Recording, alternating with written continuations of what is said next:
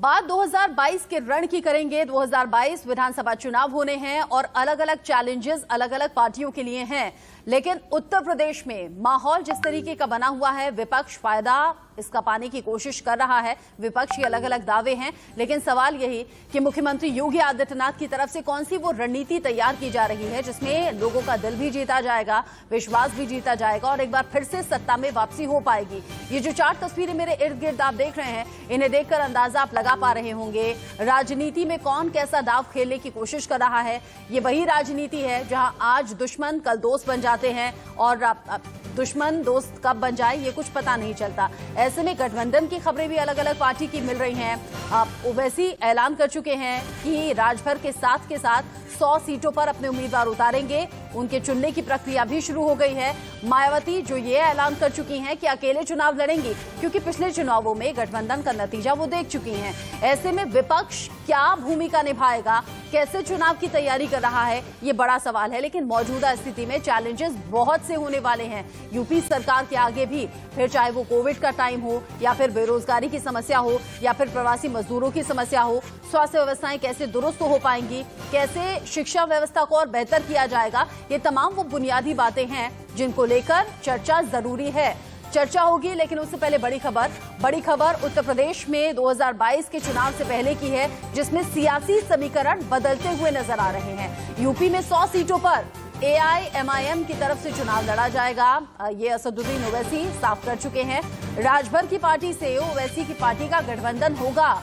इसमें पहले इस तरह के कयास थे कि शायद BSP के साथ AIMIM की तरफ से हाथ मिलाया जा सकता है, लेकिन ट्वीट करके ये साफ कर दिया, ऐलान कर दिया असदुद्दीन ओवैसी ने कि ऐसा कुछ नहीं होने जा रहा है। मायावती अकेले चुनाव लड़ने का ऐलान कर चुकी हैं, चाहे वो उत्तर प्रदेश हो या फिर उत्तराखंड हो, ये मायावती की तरफ से साफ किया गया है। ऐसे में अलग अलग समीकरण, अलग अलग स्थिति, अलग अलग चैलेंज हर पार्टी के सामने है, लेकिन किसकी क्या तैयारी है इसको लेकर बात करेंगे। उत्तर प्रदेश के जो हमारे अध्यक्ष हैं शौकत अली साहब ने, वहाँ की पार्टी यूनिट ने ये फैसला लिया और मीडिया को बताया कि हम उत्तर प्रदेश के चुनाव में 100 असेंबली सीट पर इलेक्शन लड़ेंगे। इस सिलसिले में एप्लीकेशन भी जो प्रोस्पेक्टिव उम्मीदवार उनसे ले रहे हैं, ज़मीन पर जाकर काम भी कर रहे हैं और पिछले ज़िला परिषद चुनाव हुए हैं, हमारा बेहतर नतीजा निकला है। हमारा भी तो किसी से गठबंधन नहीं है। नहीं तो अगर स्मोक हुआ है, धुआं उठा है, तो भाई किसने आग लगाई है ये वो देखा जाए। हम तो नहीं कहे, हम तो अपने ही काम में मसरूफ़ है, हमको तो पता भी नहीं है। हमारा तो अभी तक हम तो राजभर साहब के साथ हैं भाग्यदारी संकल्प मोर्चा के तहत, और हमारे पार्टी के यूपी के प्रेसिडेंट ने इस बात का ऐलान भी किया कि हम MIM पार्टी आने वाले 2022 के असेंबली चुनाव में हम 100 असेंबली सीट पर इंतखाबात में हिस्सा लेंगे। असदुद्दीन ओवैसी की तरफ से चुनावी बुगुल एक तरीके से फूंक दिया गया है। 100 प्रत्याशी चुनकर मैदान में उतारे जाएंगे और बड़े बड़े दावे असदुद्दीन ओवैसी कर रहे हैं। ऐसे में उत्तर प्रदेश की राजनीति में ओवैसी किस तरीके से राजनीतिक खेल को बिगाड़ते या फिर बनाते हुए नजर आएंगे, इस पर कुछ अपडेट मैं आपको दे देती हूं। उत्तर प्रदेश जहां पर 20% मुस्लिम वोट बैंक है, ऐसे में 140 सीटों से ज्यादा पर असर डाल सकते हैं असदुद्दीन ओवैसी, ऐसा कहा जा रहा है। पश्चिमी यूपी तराई और पूर्वी यूपी में महत्वपूर्ण कुछ सीटें हैं। मुस्लिम यादव गठजोड़ से समाजवादी पार्टी को भी फायदा हो सकता है, क्योंकि ये मुस्लिम वोट बैंक पर अच्छा खासा प्रभाव समाजवादी पार्टी का भी है। ओवैसी की एंट्री से अब MY फॉर्मूला जो है वो बिगड़ भी सकता है। अगर हाँ आने वाले भविष्य में कुछ गठबंधन जैसी चीजें हो जाएं तो शायद ये मामला पलट जाए। बलिया, गाजीपुर, देवरिया, यहाँ राजभर का असर है, ये प्रभावशाली पार्टियां हैं। ऐसे में 50 सीटों पर राजभर की पार्टी खेल बिगाड़ भी सकती है, लेकिन असदुद्दीन ओवैसी के साथ फिलहाल राजभर का तालमेल नजर आ रहा है, जिसका ऐलान असदुद्दीन ओवैसी कर भी चुके हैं। अब साथ ही साथ आप ये भी जान लीजिए उत्तर प्रदेश में दलित वोटर किसके साथ हैं। 2017 जब 85% रिजर्व सीटों के नतीजे बता रहे हैं कि कहां दलितों का रुझान दिख रहा है। बीजेपी 69 सीट, BSP 9 और SP 7 सीट, ये दलितों का रुझान आपने देखा। जातीय समीकरण बहुत ज्यादा मायने रखता है, खासतौर से उत्तर प्रदेश में। उत्तर प्रदेश जहां अगड़ी जातियां लगभग है 18%, जिसमें ब्राह्मण आते हैं 8%, क्षत्रिय 6% और जो अन्य हैं वो 4%। पिछड़ी जातियां लगभग 35% असर रखती हैं। यादव हैं 13%, कुर्मी 12%, जो अन्य का प्रतिशत है वो है 10%। दलित करीब 22% में है, अच्छा खासा वोट बैंक है। मुस्लिम 18% हैं, इसमें जाट 5% की बात सामने आ रही है। ऐसे में जातीय समीकरण कैसे, किसका खेल बनाएंगे, किसका बिगाड़ेंगे, क्योंकि जाति पर भी चुनाव लड़ा जाता है और जाति ऐसी चीज है जो राजनीति से कभी जाती हुई नजर नहीं आती। उत्तर प्रदेश का रण बता रहा है कि तैयारी हर पार्टी की पूरी है और इस तैयारी में अब चुनावी बिगुल फूंकती हुई हर पार्टी नजर आ रही है। अभी से प्रक्रिया शुरू हो गई है उम्मीदवारों को चुनने की, उन्हें परखने की। साल 2017 रिजर्व सीट जब 84 थी, ऐसे में बीजेपी को 74 मिली, एसपी को 7 और बीएसपी को 3 सीटें मिली। गठबंधन बीएसपी को रास नहीं आया था, पिछले चुनावों में भी समाजवादी पार्टी को भी नुकसान हुआ था। इस तरह का अपना अनुभव रहा, इसीलिए इस बार समाजवादी पार्टी और बीएसपी साथ नहीं आ रहे हैं। साल 2012 जब रिजर्व सीटें 85 रहीं, इसमें बीजेपी 3, बीएसपी 15 और एसपी को 57 सीटें मिली थी, जबकि आईएनसी के खाते में 4 सीटें गई थी। ये वो वक्त था जब समाजवादी पार्टी का अच्छा खासा प्रभाव था, लेकिन फिर धीरे धीरे क्योंकि सत्ता बदलती है, वक्त बदलता है और लोगों का मन भी बदलता है। अब इस बार मन किसके साथ जाएगा, किसके साथ नहीं, ये चैलेंज की तरह देखा जा रहा है, क्योंकि बहुत सी स्थिति चैलेंजिंग इस साल रही है, पिछले साल रही हैं। ओवैसी और राजभर अगर साथ में आ जाते हैं, इस जुगलबंदी से किसे नुकसान होगा या फिर किसे फायदा हो सकता है, ये भी आपको जल्दी से बता देते हैं। उत्तर प्रदेश जहां हिंदू वोटों का ध्रुवीकरण बढ़ सकता है, इनके साथ आने से मुस्लिम वोट में जो होगा उसमें बिखराव का खतरा और ज्यादा बढ़ जाएगा। ऐसे में एआईएमआईएम के चुनाव लड़ने से समाजवादी पार्टी, कांग्रेस और बीएसपी के वोटों में सेंध लगेगी, क्योंकि मुस्लिम वोट बैंक इन पार्टी की तरफ रुझान रखते हैं। मुस्लिम वोटों का दावा करने वाले दलों को नुकसान होगा। ओम प्रकाश राजभर की पार्टी भी पिछड़ों का वोट बैंक काटेगी, क्योंकि पिछड़ों का अच्छा खासा समर्थन है। पिछड़ों का वोट कटने से सभी दलों को थोड़ा थोड़ा नुकसान होगा, मतलब जो वोट एक साइड जाना चाहिए था वो बढ़ जाएगा। वोट बढ़ने का सीधा सीधा फायदा बीजेपी को मिल सकता है, और अगर सभी अपने अपने दाव के साथ चुनावी मैदान में कूदते हैं और वोट बढ़ता है तो फिर इसका सीधा फायदा बीजेपी पा सकती है। लगातार 2 बार विधानसभा चुनाव हार चुकी है बीएसपी इसीलिए बहुत फूंक फूंक कर कदम रख रही है और मायावती साफ कर चुकी हैं गठबंधन होगा नहीं। मायावती के सियासी भविष्य के लिए 2022 का चुनाव बेहद अहम है, क्योंकि काफी वक्त से सत्ता से बाहर हैं। अब किसी भी तरह का प्रभाव अब दिखाई नहीं देता। 2012 के चुनाव में समाजवादी पार्टी से हार का सामना करना पड़ा। 2017 में बीजेपी से उनकी पार्टी को करारी शिकस्त झेलनी पड़ी। 2017 में पार्टी सिर्फ 19 सीटों पर सिमट कर रह गई। 2019 के लोकसभा चुनाव में बीएसपी ने एसपी से गठबंधन किया। गठबंधन के बाद उन्होंने 10 सीटों पर जीत हासिल की। चुनाव के बाद ये अलायंस टूट गया और दोनों पार्टियां एक बार फिर से अलग अलग राह पर हो गईं। हालांकि जब समाजवादी पार्टी और बीएसपी साथ आई थी तो ये बड़ी हैरानी की बात थी। सालों पुरानी दुश्मनी भुलाकर साथ में आए, लेकिन उसका उतना अच्छा नतीजा मिला नहीं जितना कि सोचा गया था। बात करेंगे आगे की तैयारियों को लेकर। अभी तक जो हुआ उसका एक छोटी सी झलकी हमने आपको दिखाई। हमारे साथ मेहमान जुड़ गए हैं। हमारे साथ हैं मनीष शुक्ला, बीजेपी प्रवक्ता, सतीश प्रकाश हमारे साथ हैं, बीएसपी के समर्थक, डॉक्टर अभिषेक राय हमारे साथ हैं, समाजवादी पार्टी के प्रवक्ता, हाजी मेहरुद्दीन रंगरेज हमारे साथ हैं, एआईएमआईएम के समर्थक। आप सभी का बहुत बहुत स्वागत है अपना कीमती वक्त हमारे साथ साझा करने के लिए। मनीष शुक्ला जी, पहला सवाल आप ही से कर लेती हूं। सत्ता में आप लोग हैं, आगे 2022 में चैलेंजेस किस तरीके के देख रहे हैं, और अकेले लड़ेंगे या किसी को साथ लेकर? देखिए, देश का कानून और संविधान किसी भी व्यक्ति या पार्टी को इजाजत देता है कहीं से चुनाव लड़ सकता है या 2 दलों में आपस में गठबंधन हो सकता है। तो अगर ओवैसी का गठबंधन से होता है नहीं होता, ये उनका अंदरूनी मामला है। लेकिन जहां तक सवाल रहा गठबंधन और गठबंधन के नाते से चैलेंज, तो 2014 में ही उत्तर प्रदेश की जनता ने जाति और धर्म की राजनीति को ठुकरा दिया है। अब उत्तर प्रदेश में विकास की नीति को पसंद किया जा रहा है और विकास की नीति पर केवल भारतीय जनता पार्टी चल रही है। मैं 3 चुनावों की बात करूंगा। 2014 में हमारे साथ केवल अपना दल था और हमने उत्तर प्रदेश में 73 सीटें जीती। 2017 में हमको रोकने के लिए तत्कालीन जो सरकार के लोग थे उन्होंने कांग्रेस से गठबंधन किया और हमारा गठबंधन अपना दल के साथ साथ राजभर जी की भी पार्टी से भी हुआ और हम 350 सीट जीत कर आए। 2019 में फिर हमारे साथ केवल अपना दल था और सामने सपा बसपा का एक गुरु गठबंधन। गुरु मैं इसलिए कह रहा हूँ कि तमाम चैनलों ने उसका विश्लेषण इसी शब्द के साथ किया था, ये गुरु गठबंधन है और इसको हरा पाना बहुत कठिन है। और हमने 19 में भी 63 सीटें लोकसभा में जीती हैं। तो मेरा ये जो मैंने जो इक्वेशंस बताया उसको इसलिए बताया कि अब इक्वेशंस का असर उत्तर प्रदेश में नहीं पड़ता है। विकास कौन करेगा, प्रदेश की जनता की भलाई कौन करेगा, कौन उत्तर प्रदेश को देश की फलक पे एक नंबर पर ले जाएगा, इसलिए उत्तर प्रदेश की जनता वोट दे रही है। और 2022 में भी गठबंधन चाहे जिसका हो जाए, हमारा गठबंधन जनता से है और जनता हमारे साथ है। आपने राजभर जी का जिक्र किया तो पूछ लेती हूँ, क्यों नाराज हो गए? कह रहे हैं कि बीजेपी तो डूबती हुई नैया है, बिल्कुल सवार नहीं होगा। मैंने देखिए 2014 में भारतीय जनता पार्टी के साथ अपना दल था। लोकसभा में 73 सीटें और असेंबली सेगमेंट में 327 सीटों पर हम आगे थे। 2017 में हमारे साथ राजभर जी भी जुड़े और हम 325 असेंबली सेगमेंट में हम चुनाव जीते थे। यानी 327 325 लगभग बराबर थे 14 और 17 में। 2019 में राजभर जी हमारे साथ नहीं थे और हम फिर भी 63 लोकसभा चुनाव में जीते।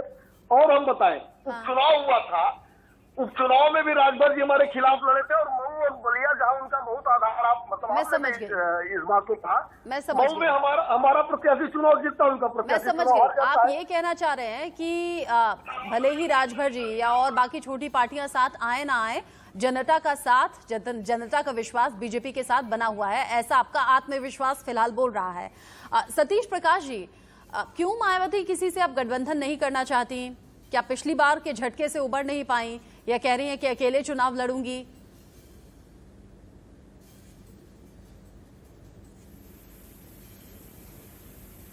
सतीश प्रकाश जी,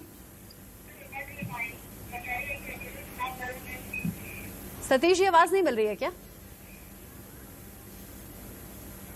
अच्छा, सतीश जी से बाद में बात कर लेंगे, उन तक आवाज पहुंच नहीं पा रही है। डॉक्टर अभिषेक राय से मैं पूछ लेती हूं। डॉक्टर अभिषेक राय, जो मौजूदा स्थिति फिलहाल बनी हुई है, क्या 2022 में भविष्य देख रहे हैं समाजवादी पार्टी का?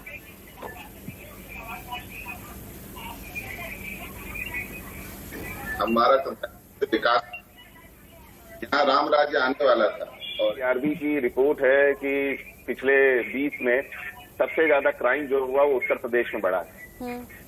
68 गुना जो है हमारी महिलाओं के ऊपर क्राइम बढ़ा है उत्तर प्रदेश में। राम राज्य कहाँ है?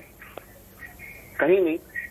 अभी आप देखें वैक्सीनेट महाराष्ट्र गवर्नमेंट ने 70% को वैक्सीनेट करने के बाद पंचायत चुनाव कराने की बात करी और हमारे माननीय मुख्यमंत्री जी बंगाल गए थे अराजकता हटाने। तो उस समय में प्रदेश की जनता की चिंता नहीं थी। अभिषेक जी शायद मुझे शुरुआत में आपको टोकना तो नहीं चाहिए, लेकिन शुरुआत में ही जो आपने एक वर्ड ले लिया राम राज्य, मुझे जरा याद दिलाएंगे समाजवादी पार्टी में कानून व्यवस्था कैसी थी? इससे आप एनसीआरबी की रिपोर्ट देख रहे हैं ना, एनसीआरबी की रिपोर्ट ने बोला, कहती है कि क्राइम सबसे ज्यादा अगर कहीं बढ़ा है तो उत्तर प्रदेश में बढ़ा। अच्छा जी, और 68% महिलाओं पे 68 गुना वो चीज बढ़ गई है, वो उत्तर प्रदेश में हुई है। अभी आप देखें हमारे पार्टी के कुछ कार्यकर्ता पिछले बार, अभी जिला पंचायत का चुनाव चल रहा है अध्यक्ष का, गोरखपुर में क्या हुआ सारा वीडियो है आप लोग के पास, आप देखें ना। क्या ये राम राज्य है? तो क्या आप की आवाज को दबा देंगे? तो क्या आप ये प्रॉमिस कर रहे हैं, आप ये कह रहे हैं कि जो अपराध बढ़ गया है अगर हम सत्ता में आए तो हम राम राज ला देंगे? हम उस पर निरंकुश अंकुश लगाएंगे, एकदम लगाएंगे। शह तो नहीं दी जाएगी? हम गुंडों को शह तो नहीं दी जाएगी? बिल्कुल नहीं दी जाएगी। अच्छा, अगर गुंडों को शह देनी होती तो 2017 में हम चुनाव नहीं हारते। हमने किसी से समझौता नहीं किया इस चीज पे। अच्छा, ठीक है। हमने किसी से समझौता नहीं किया, हमें हारना मंजूर था। अच्छा, लेकिन हम इस चीज पे समझौता हमने नहीं किया। सर, आप ये भी तो मान लीजिए कि सालों की दुश्मनी भुलाकर दोस्ती की गई, लेकिन नतीजे उस तरीके से आए नहीं थे। बीएसपी और समाजवादी पार्टी का साथ में आना हमारे लिए तो बहुत बड़ी खबर थी, लेकिन नतीजे उस तरीके से आए नहीं। इसलिए समझौतों की बात मत कीजिए, राजनीति में हर तरीके से समझौता होता है। दुश्मनों को दोस्त बना लिया जाता है, दोस्तों को दुश्मन कर दिया जाता है। ये तो हम लगातार देख ही रहे हैं। मेहरुद्दीन जी से मुझे पूछना चाहिए, मेहरुद्दीन जी, असदुद्दीन ओवैसी उत्तर प्रदेश में 100 उम्मीदवारों पर किस्मत आजमाने की तैयारी कर रहे हैं। क्या भविष्य है AIMIM का?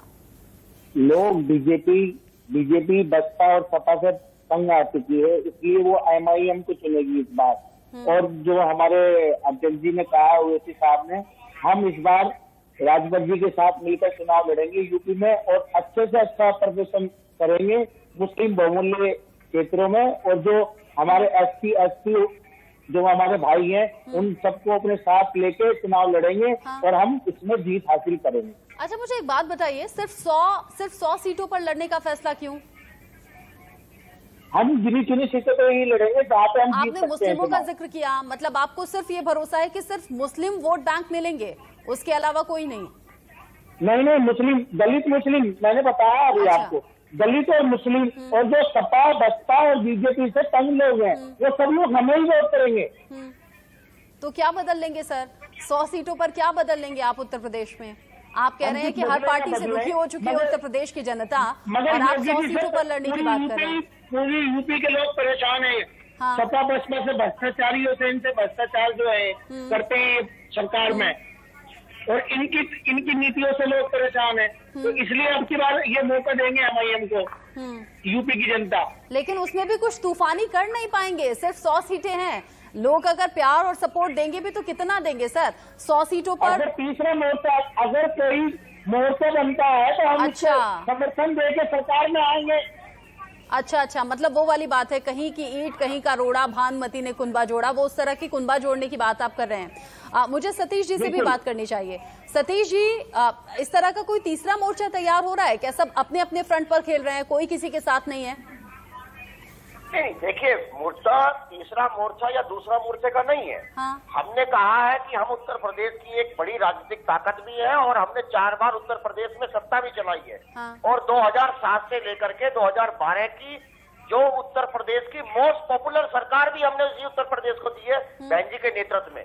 देखिए, बीजेपी का मुद्दा ये नहीं है, मुद्दा ये है कि बीजेपी इस बार का जो चुनाव है, अभी मनीष शुक्ला जी कह रहे थे कि राजभर के रहने से या ना रहने से इनकी पार्टी के ऊपर प्रभाव पड़ेगा या नहीं पड़ेगा। हाँ। लेकिन आप इस बात को मान लीजिए, तो विशेष की राजनीति से ऊपर हट के सोचिए कि पिछली बार का जो चुनाव है वो बीजेपी ने पिछड़ा मुख्यमंत्री देंगे इस वादे के साथ लड़ा था। लेकिन केशव प्रसाद मौर्य जी के साथ किस तरह से चला गए, ओम प्रकाश राजभर जी ने खुद ये कहा कि बीजेपी ने जितना नुकसान योगी जी की सरकार में उत्तर प्रदेश के पिछड़ों का हुआ है, इतना नुकसान 70 साल में नहीं हुआ है। संजय निषाद जी की भी यही बात है। जो अनुप्रिया पटेल है, उनकी अपनी कुछ समस्या है। तो ये कहीं ना कहीं जिस तरह का आपने पिछड़ों जब आप को ठगा है, दूसरों पर बात कर लें तो अपनी पार्टी की भी स्थिति बताइएगा मुझे। जब आप दूसरों पर बात कर लें तो अपनी पार्टी की स्थिति भी बताइएगा, आपकी तैयारी क्या है? देखिए, पिछला ग्राम पंचायत का जो चुनाव है, उस ग्राम पंचायत के चुनाव में आप देखेंगे 48% जिला पंचायत सदस्य बहुजन समाज पार्टी के जीते हैं। गांव प्रधान की अगर आप बात करेंगे तो 43% हमने जीते हैं। और आप ये मान लीजिए, कहीं ना कहीं कुछ एक IT सेल है अलग अलग दलों के, वो कहीं ना कहीं बहुजन समाज पार्टी उत्तर प्रदेश की सबसे बड़ी राजनीतिक दल है। अगला 2022 में जो भी हम सत्ता में होंगे, 100% सत्ता में होंगे। अच्छा। और हमारा मुद्दा आस्था वास्ता नहीं रहेगा, हम राजनीति का वैसे तो अलग दावा कर रहे हैं। अगर दलित और मुस्लिम, ये हमारे मुद्दे रहेंगे। अगर दलित और मुस्लिम असदुद्दीन ओवैसी की पार्टी के साथ जा रहे हैं तो आप कैसे सत्ता में आ रहे हैं? समझाइए जरा। सुनिए, पूरे के पूरे उत्तर प्रदेश की पॉलिटिक्स को दलित मुस्लिम में मत बांटिए। तमाम वो लोग जिन्होंने, वो परिवार, चाहे वो किसी भी जाति धर्म से हो, मैं नहीं बांट रही सर, योगी जी की नाकामियों और उत्तर प्रदेश की नाकामियों की वजह से अपने परिवार के लोगों की जान गंवाई है। एक एक परिवार में से 8-8 लोग मरे हैं। एक एक गांव में से 20-20 लाशें गई हैं। लोग दवाई तो दवाई, लोगों के पास अंतिम संस्कार करने तक की भी सुविधाएं नहीं थी। तो ऐसे हालात में आप इसको हिंदू मुस्लिम मत बांटिए। सर, मैं क्यों महामारी काल है, महामारी काल में मायावती खुद कहती हैं कि वोट बैंक बंटने मत देना। मैं क्यों बात करूंगी? सुनिए, कोई भी वोट बैंक, देखिए, उत्तर प्रदेश की जनता जिसको चाहेगी सत्ता में वो होगा। हमने उत्तर प्रदेश की जनता के सामने और जनमानस की जो समस्याएं हैं, चाहे वो रोजगार का मुद्दा हो, चाहे वो शिक्षा का मुद्दा हो, हम स्वास्थ्य की बात अब भी कह रहे हैं। हम कह रहे हैं देखिए, हमने 2007 से लेकर के 2012 के बीच में इसी उत्तर प्रदेश में 14 मेडिकल कॉलेज खड़े किए। हमसे बाद की सरकार ने उन मेडिकल कॉलेज के सिर्फ नाम चेंज किए, और इनसे बाद की जो सरकार है, ये योगी जी की जो सरकार है, इसने सिर्फ पुताई करा करके उनका रंग, तो उनकी दीवारों का रंग भगवाकरण तो कर दिया, लेकिन मेडिकल व्यवस्था पर ध्यान नहीं दिया। बीएसपी के टाइम का विकास अधूरा रह जाएगा। बीएसपी के टाइम का विकास अधूरा रह जाएगा सर। पार्क और स्मारक का जिक्र तो कर दीजिए। देखिए ऐसा लगता है हम कभी भी धर्म जाति के आधार पर हम विकास की रूपरेखा नहीं तैयार करते। अगर हमने एक्सप्रेस बनाए हैं और आप ये आरोप लगाते हैं कि भाई आपने एक्सप्रेस वे क्यों बनाए, आप मुझे बताइए कि उस एक्सप्रेस वे के ऊपर क्या सिर्फ दलित चल रहा है, क्या कितने दलित चल रहे हैं? नहीं है। पार्क का नाम आपके मुंह से क्यों नहीं निकल रहा? पार्क का नाम क्यों नहीं निकल रहा? पार्क और स्मारक जो बनाए उसकी जगह हॉस्पिटल बना दिए होते, कॉलेज बना दिए होते। हमारा स्पष्ट मानना है, बहुजन समाज पार्टी का स्पष्ट मानना है, नफी 4 गुना तेजी से इंफेक्शन मिटाए। या उत्तर प्रदेश में कृष्ण मंदिर बने, इलाज नहीं ढूंढा जा सका। मनीष जी मुझे 2 बातों का जवाब। ठीक है सतीश जी, ठीक है सतीश जी। मनीष जी, राम मंदिर का जिक्र जब छिड़ गया है तो क्या राम मंदिर के आधार पर 2022 का चुनाव लड़ा जाएगा? क्यों हर पार्टी के मुंह से जाति ही नहीं, जाति की बात हमेशा क्यों होती है? अधिकतर सारे बात का भी जवाब दूंगा। 2-3 बातें मुझे अपनी तरफ से भी कहनी है जो पूर्व के वक्ताओं, अगर आप देखिए, हाँ।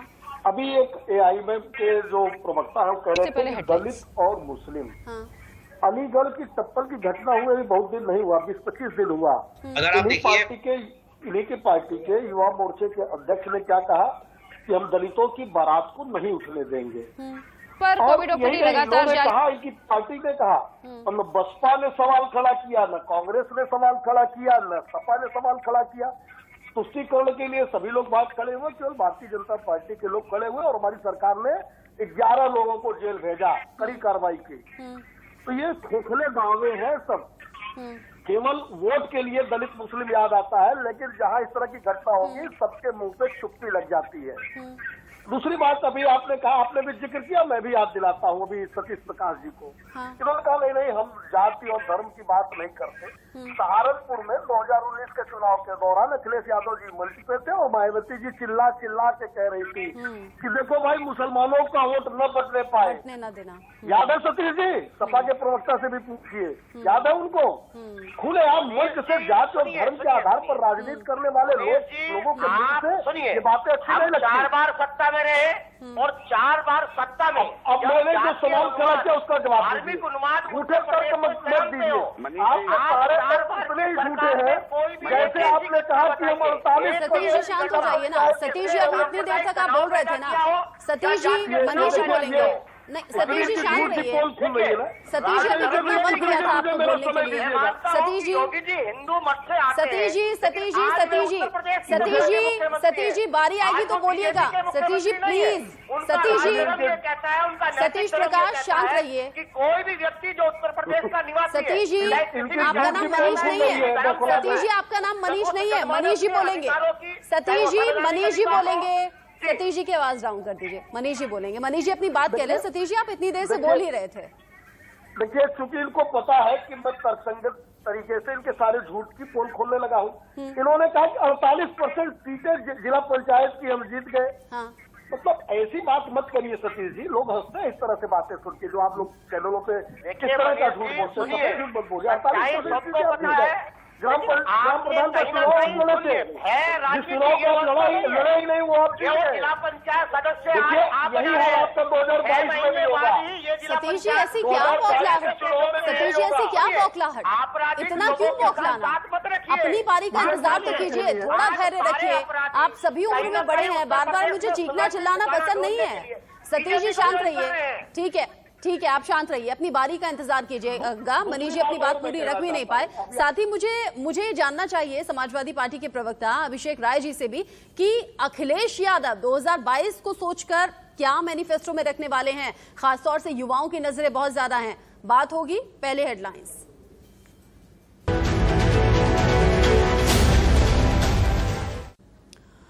2022 को लेकर तैयारियां उत्तर प्रदेश में दिखाई दे रही हैं, जिसको लेकर अलग अलग पार्टियां अलग अलग दावा करती हुई नजर आ रही हैं और विपक्ष बहुत ज्यादा सक्रिय भूमिका में नजर आ रहा है। मौजूदा सरकार पर सवाल भी उठा रहा है, लेकिन तैयारी है कितनी? उत्तर प्रदेश के लोगों को चाहिए क्या?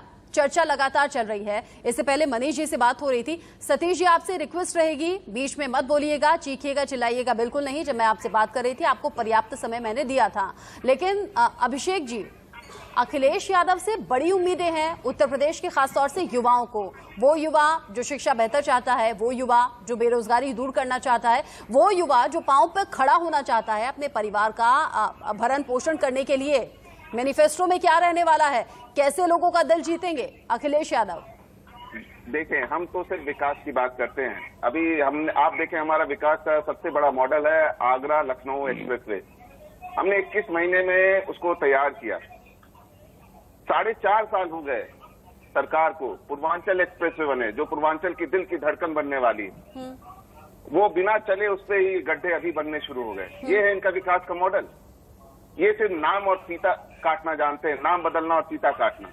इन्होंने डायल 100, जिसको माननीय अखिलेश जी ने एस्टैब्लिश किया था, उसका नाम इन्होंने बदल दिया। समाजवादी एम्बुलेंस सेवा, उसका नाम इन्होंने बदल दिया। ये एक दिन में कहते हैं, अपनी पीठ थपथपा रहे थे कि 85 लाख इन्होंने वैक्सीनेट कर दिए। तो ये क्यों इन्होंने जिला पंचायत के चुनाव ये क्यों नहीं टाल सकते थे? क्या लोगों की जिंदगी इनके लिए इंपॉर्टेंट नहीं थी? इन्होंने बोला कि सिर्फ 3 शिक्षक मरे हैं चुनाव ड्यूटी में, आंकड़ा 1600 से ऊपर था। आप बताएं, क्या वो जनता की जान क्या कीमती नहीं थी? क्या ये पंचायत चुनाव बाद में नहीं हो सकते थे? आप देखें, विपक्ष को आवाज उठाने से रोका जाता है। 2014 में महंगाई डायन होती थी, और आज क्या है महंगाई? तब 60 रुपए डीजल होता था, आज 90 रुपए। डॉक्टर अभिषेक, आपको ऐसा लगता नहीं कि रटा रटाया जवाब आप बात के लिए रख लें? वो लोग जो आपको सुन रहे हैं, आपको अपनी पार्टी की बात नहीं करनी चाहिए, आपको अपनी योजनाओं की बात नहीं करनी चाहिए। आप कह रहे हैं विकास, रोटी कपड़ा मकान जरूरत नहीं है, बुनियादी चीजों की बात नहीं होगी, आप सीधा एक्सप्रेसवे पर पहुंच गए। मैं मानती हूँ विकास हुआ, मैं मानती हूँ एक्सप्रेसवे बनाया गया, लेकिन बाकी चीजें? हम रोजगार देंगे, हम लैपटॉप बांटेंगे। आज 2 साल हो गए कोरोना वेव के आए हुए। बच्चों की एजुकेशन नहीं हो पा रही है, ऑनलाइन से वो पढ़ाई कर रहे हैं, शिक्षण उनका चल रहा है, वो अखिलेश जी के बांटे हुए लैपटॉप की वजह से हुए। कुछ तो मदद करी हमने। हम हर सर्व समाज का विकास करना चाहते हैं। हम उत्तर प्रदेश को उत्तम प्रदेश बनाना चाहते हैं। इसके लिए हमें देखें, कुछ लोग बंगाल में भी लड़े थे। सर अपनी बात कीजिए ना सर, हम बंगाल पर बात ही नहीं कर रहे। देखें सर, हम बंगाल पर बात ही नहीं कर रहे, हम अपनी बात कह रहे हैं। हाँ। कि देखें, भाजपा और भाजपा की आप लोगों के बीच जाएंगे तो आप बात करेंगे ना कि कोई किसान खुदकुशी नहीं करेगा, कोई युवा नौकरी के चक्कर में परेशान नहीं होगा, किसी को उत्तर प्रदेश छोड़कर दूसरे प्रदेश नौकरी के लिए नहीं जाना पड़ेगा, शिक्षा इतनी बेहतर कर देंगे कि उत्तर प्रदेश में ही अच्छी बेहतर शिक्षा मिल पाएगी, सड़कों के गड्ढे भर दिए जाएंगे, नए स्कूल कॉलेज खोले जाएंगे, नए हॉस्पिटल खोले जाएंगे। इन सब बातों पर बात कीजिए। जानत करेंगे, फेल हो जाएंगे सर। सिर्फ बीजेपी पर निशाना साधेंगे सर, फेल हो जाएंगे। नहीं रचना जी, हम विकास की ही बात कर रहे हैं। हम चुनाव विकास से ही लड़ने जा रहे हैं। हमारा मेन मुद्दा विकास का। हम रोडें बनाएंगे, बिजली घर बनाएंगे, हम आत्मनिर्भर होने की कोशिश करेंगे, हम इंडस्ट्री ले आएंगे, हम रोजगार के अवसर पैदा करेंगे। ये हमारा मॉडल है, हमारा विकास। अच्छा, उम्मीद मैं ये भी करूंगी, इतनी बड़ी बड़ी बातें आपने कह दी तो मैनिफेस्टो में कम से कम वो डेट या तय समय देंगे, सिर्फ हवा नहीं काटेंगे। मनीष जी कुछ बोलना चाह रहे हैं, लेकिन पहले मेहरुद्दीन जी से पूछ लूं। मेहरुद्दीन जी, आप सभी पार्टी के लोगों को सुन ही रहे होंगे। जब सारी पार्टियां बाकी काम करने का दावा कर रही हैं, आप क्या करेंगे? आप किस आधार पर वोट मांगेंगे? अगर ये लोग, इन लोगों ने अगर उत्तर प्रदेश में विकास किया होता, तो आज जो पार्टियां हैं, जो अपनी कमी पर भी ये टिकी हुई नहीं है, क्योंकि इनका कोई बात अभी, इनका ना घोषणा पत्र में जो इन्होंने कहा वो आज तक पूरा नहीं हुआ, और हम जो कहते हैं वो करते हैं। ये हमारा नारा है। लोग कैसे भरोसा करेंगे आपकी बात पर? और उन लोगों कैसे भरोसा करेंगे आपकी बात पर? जो लोग संतान, कब्रिस्तान, मंदिर, मस्जिद, हिंदू मुस्लिम की राजनीति करते हैं, क्या गारंटी आप नहीं करेंगे? लोग कैसे भरोसा करेंगे आप पर, बताइए। बताइए मेहरुद्दीन जी, लोग कैसे भरोसा करेंगे? हिंदू मुस्लिम आप नहीं करेंगे, क्या गारंटी है? विकास आप कर देंगे, क्या गारंटी है? हम तो उन सताए लोगों की और जो पिछड़े लोग हैं और सताए लोग कौन हैं? जिनकी साथ जाती हुई ये कौन सताए हुए लोग हैं? भाई हमारे वैक्सीन की वजह से, ऑक्सीजन की वजह से लोग मारे गए कोरोना में, लोगों को इलाज नहीं मिला, लोगों को घर तक पहुंचाने की व्यवस्थाओं की कमी नहीं, तो सताए हुए क्यों बोल रहे हैं? सताए हुए मीन्स प्रताड़ित करना। आप ये कहिए ना व्यवस्थाओं की कमी। सताया राइट वर्ड नहीं है, प्रताड़ित करना किसी को राइट वर्ड नहीं है। आप कहिए व्यवस्थाओं की कमी थी, ऑक्सीजन की कमी थी, अस्पताल की हालत बदतर थी, आप ऐसे बोलिए। सताए हुए लोगों का विकास करेंगे, उनका सहारा बनेंगे, ये साउंड अच्छा नहीं कर रहा सर। बिल्कुल, आपकी आवाज नहीं आ रही मुझे। ठीक है, मनीष जी आप कुछ बोलना चाह रहे थे बहुत देर से। देखिए, मैं 2-3 बातों का जवाब देना चाहता हूँ। एक तो अभी समाजवादी पार्टी के प्रवक्ता कोरोना की बात कर रहे थे, ये किस मुंह से कोरोना की बात कर रहे हैं? इनके राष्ट्रीय अध्यक्ष ने कहा कि वैक्सीन मत लगवाइए, 2022 के बाद लगवाइएगा। इनके एक MLC आशुतोष वर्मा ने तो यहाँ तक कहा कि जो वैक्सीन लगाएंगे वो नपुंसक हो जाएंगे। अभी शफीकुर रहमान बर्ग का बयान है, अल्लाह हिफाजत करेगा। सर अब तो कह रहे हैं अखिलेश यादव 3 महीने पूरे हो जाएंगे, रिकवर हुए तो लगवा लेंगे वैक्सीन। मुलायम सिंह यादव तो लगवा ही चुके हैं। जिन लोगों ने कोरोना में नकारात्मक भूमिका अपनाई, जिन्होंने हतोत्साहित करने का प्रयास किया वैक्सीनेशन ड्राइव को, आज वो कोरोना की चिंता व्यक्त करते हैं तो अच्छा नहीं लगता है। लेकिन पहले खुद के आचरण को संभालिए। अभी ये एक्सप्रेस वे और तमाम बातें कर रहे थे। अभिषेक जी बोलने दीजिए, मनीष जी बोल रहे हैं। अभिषेक जी शांत रहिए, बोलने दीजिए। एक्सप्रेस वे और तमाम जिन कामों की जानकारी दे रहे थे अभिषेक जी, इस आधार पर 2017 में और 2019 में इन्होंने चुनाव लड़ा और इनके दावों की पोल जनता ने खोल दी वोट के माध्यम से। 2022 में वो झूठ नहीं चलेगा। मैं बताता हूँ एक्सप्रेस वे की हकीकत। जब इन्होंने एक्सप्रेस वे का उद्घाटन किया तो लखनऊ से सिरसागंज तक का एक्सप्रेस वे बना, वो भी आधा बना। सिरसागंज से उतर के जाना पड़ता था, फिरोजाबाद, सिकोहाबाद, फिर आगरा चलना पड़ता था। एक मेट्रो का भी गुणगान बहुत करते थे ये, जिसमें 60% पैसा केंद्र की सरकार था, 25% पैसा केंद्र की सरकार उसको फाइनेंस कर रही थी। और इन्होंने बनाया कितना? 4 मार्च से अमौसी एयरपोर्ट उसका ट्रायल किया केवल, और कह दिया कि मेट्रो चल गई। जनता पहुंच गई टिकट खरीदने, जनता को पता चला कि तो झूठ बोल रहे हैं अखिलेश यादव। 17 में हरा दिया, 19 में हरा दिया। देखिए, झूठे दावों से जनता नहीं बरगलाने वाली है। मैंने पहले कहा कि 14 में उत्तर प्रदेश की जनता ने जाति, धर्म और झूठे लोगों को नकार दिया है। 22 में भी जनता उसके साथ खड़ी होगी जो विकास की बात करेगा और सच्ची बातें करेगा। झूठ कह दीजिए कि 48% जिला पंचायत सदस्य हमारे जीत गए, अभी सतीश प्रकाश जी कह रहे थे। कौन किसके गले उतरेगी ये बातें? वो समय बीत गया कि आपने झूठ बोला और जनता आपके भ्रम में आ गई। संचार युग है, सभी के हाथ में मोबाइल है और सबको सूचना मिलती है। इसलिए आज उत्तर प्रदेश में गेहूं, धान और गन्ना की बात करें, 57 लाख मीट्रिक टन गेहूं हमने खरीदा है 2021-22 में, और 2016-17 में 7.9 लाख मीट्रिक टन अखिलेश यादव ने खरीदा था।